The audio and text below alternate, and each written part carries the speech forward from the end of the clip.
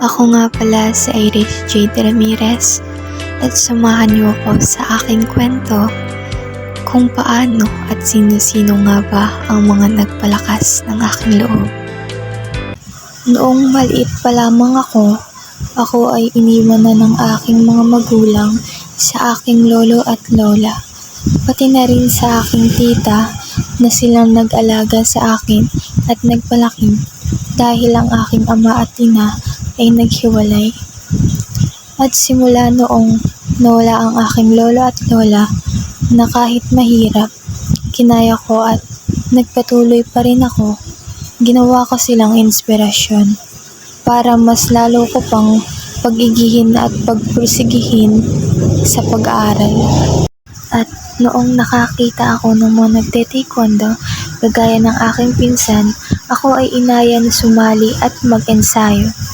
Ako ay kaagad na sumubok upang malaman ang sports na taekwondo. At noong nagsimula akong mag-ensayo, pinagpusigihan ko ito para lang matutunan ang taekwondo.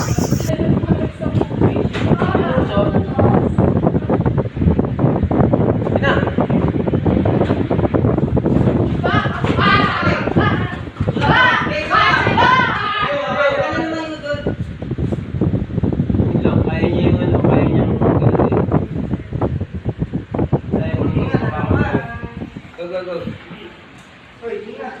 Wala siyang pang counter sa kaliwa. My God, guys. Go.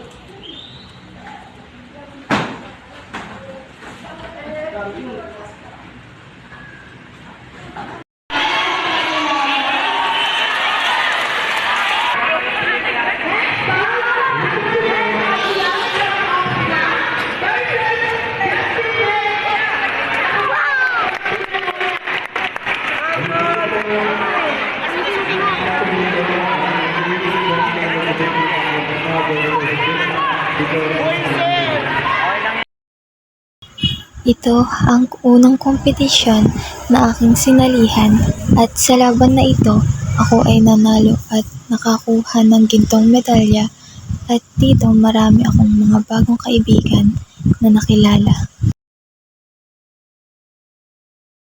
At nung ako ay tumungtong na sa grade 11, ako ay nakakilala ng mga bagong kaibigan sa aming klase. At nang minsan nagkaroon ng competition, ako ay nakiisa dito. Kahit na hindi pa ako sanay sa ganitong klaseng aktibidad, kagaya ng festival dance competition, at isinali rin ako as candidates noong seniors night.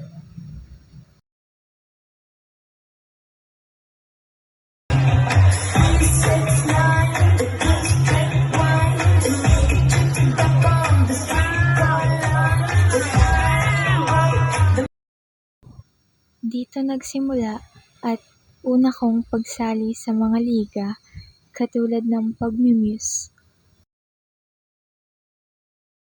At nung ako ay nag-grade 12 na, hindi ko akalain na sila pa rin ang magiging kaklase ko. At nang tumagal, nakakilala pa kami ng ibang bagong kaibigan. At dito ako nakaranas ng nasabihan ng masakit na salita na isa rin ito sa dahilan kung bakit bumaba ang aking confidence, pero nandito ang mga matalik kong kaibigan upang pagaanin ang aking loob. Pero sa kabila ng lahat ng mga nangyari, ako ay nagtapos pa rin ng grade 12.